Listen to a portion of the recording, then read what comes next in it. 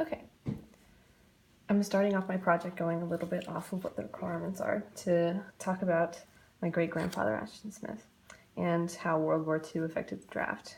How the draft of World War II was specific to World War II. My great-grandpa Smith was drafted into the armed forces in July of 1944. He left behind his pregnant wife and missed the birth of his first daughter, Sherry, my mom's mom. The draft didn't only increase the size of our armed forces, but connected military obligation and the protection of our country with citizenship. The draft was treated differently during World War II during any other time because the entirety of our country was connected and engaged in the war. Everybody took part and gave to the war efforts. Here he is before being sent to the Philippines. That's my great-grandma Smith and great-grandpa Smith. This is a more recent photo. She died when I was in elementary school, but he's still going strong. When I asked my grandfather about how he felt about being drafted, he stated that it was his duty to give his time and life to his country, which is like him. Also the fact that he said that he met a lot of good men and made some amazing memories. His favorite being spending Christmas with his platoon in the Philippines. There he is. That's a picture that he sent to my great-grandma. It says, "All my love, darling, Ashton." Those big ass ears. And then there's a picture of his platoon. You can tell which one is him because of those big ass ears.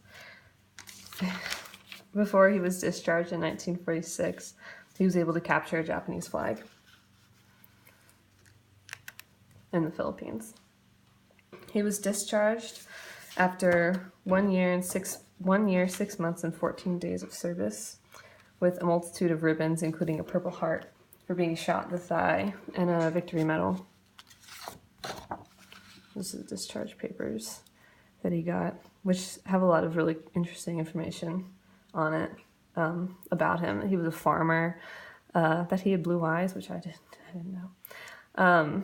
The ribbons and the medals that he got, where he was, how long it took him to get to the Philippines. Anyway, when he returned home from the war, he wouldn't talk about the war for a really long time, or what he did, or what happened in it. And after he did start talking about it, he doesn't say anything negative about it. He wouldn't tell me anything negative about it, or how he felt about the Japanese, or anything like that. Today he's 97, still going strong, and he still just won't talk about anything negative about the war. With a majority of white men being served overseas, a lot of jobs were left open to African-American women and Mexican-Americans to fill. The Fair Employment Practice Committee was created in 1941 to assist African-Americans and other minorities in obtaining jobs. The executive order was issued by FDR in May 1943. He would only sign the order if the March on Washington was called off. And the march was called off and the order was signed. While this was a first step towards forward in civil rights, the 1944 trial of Smith v. Allwright deemed African American voting in primaries illegal and was a major setback for civil rights. This verdict caused several race riots in several cities around the United States. Something I didn't know is that lynching was still a problem during this time, and of course police brutality against African Americans. Walter White, the secretary of the NAACP, stated that he was very pleased that there were 18 cases in which officers prevented lynching. That might be true, but of October of 1942, there was a violent assault on an African American woman who held the rank of officer as a nurse from the 99th Pursuit Squadron from Tuskegee. So the problem wasn't necessarily solved at all. Police brutality and lynching continued to be a major problem at the time. Senator Theo G. Bilbo stated that countless Negroes are lynched yearly, but their disappearance is shrouded in mystery, for they are dispatched quietly and without general knowledge, because the lynchings would just take place underground. The argument that was against the lynching bill was that the federal government had no place interfering in local matters. In a letter to John Boykin from Senator Richard B. Russell, he states, "There is just as much reason for the federal government to intervene in cases of gang warfare and assassinations, bank robberies, burglaries, and other purely local disturbances."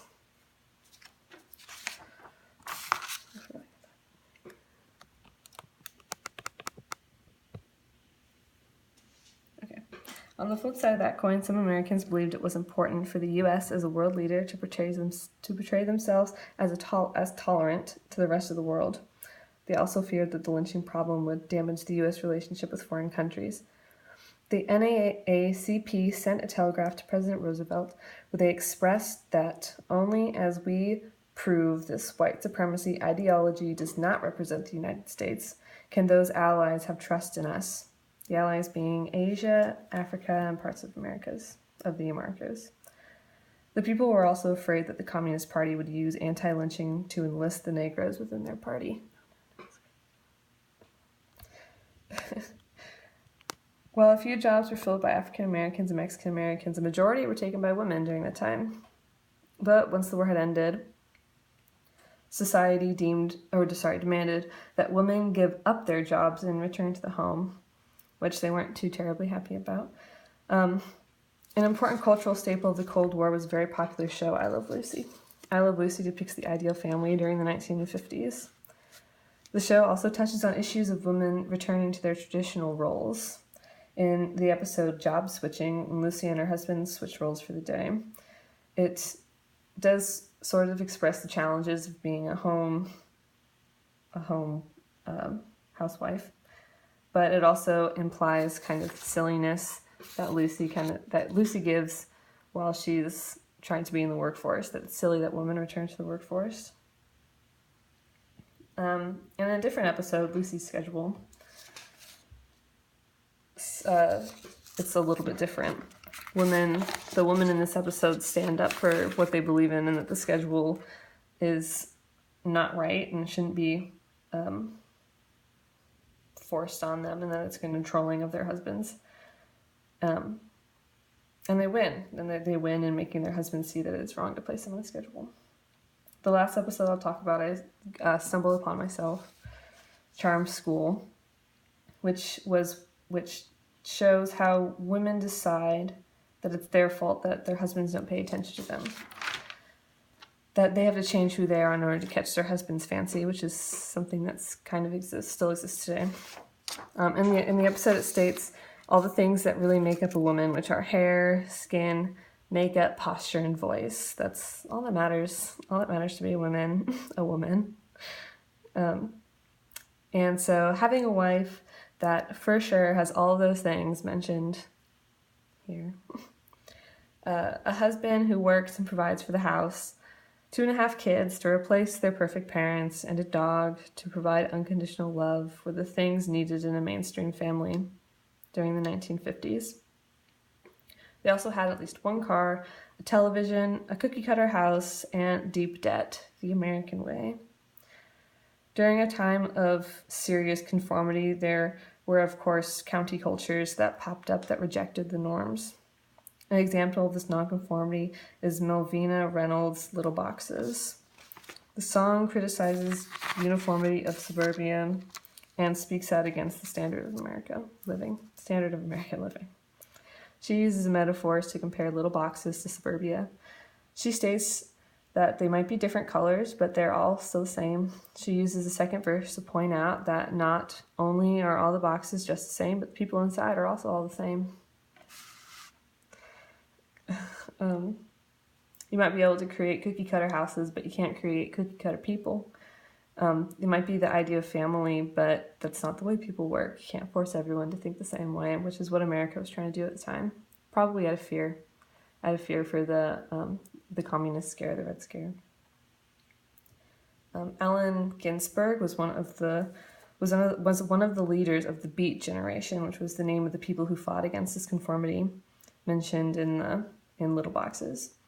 He wrote a poem called America in 1956, which, through the use of sarcasm, honesty, strong language, and metaphors, he expressed his feelings towards America. This nonconformity is not isolated to the 50s and can easily be seen through our culture today, through like tattoos and piercings. We still have youth rebellion too, myself not included, with my tattoos.